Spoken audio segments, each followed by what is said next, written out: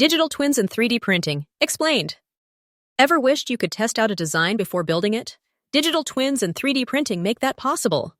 Let's unlock these powerful technologies. Imagine a virtual copy of a physical object or system. That's a digital twin. It mirrors the real world, updating with real-time data.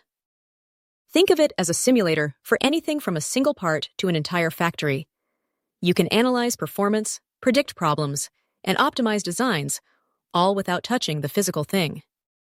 3D printing, also known as additive manufacturing, builds objects layer by layer from a digital design. It uses materials like plastic, metal, or even ceramics. This technology allows for rapid prototyping and creating complex geometries that are impossible with traditional manufacturing. It's revolutionizing industries from healthcare to aerospace. Digital twins and 3D printing are a match made in innovation heaven. Use a digital twin to refine a design, then 3D print it for a physical prototype. This iterative process allows for faster development cycles and reduced costs. Imagine designing a new airplane wing, simulating its performance, and then 3D printing a test model, all in a matter of days. Ready to explore the future of design and manufacturing?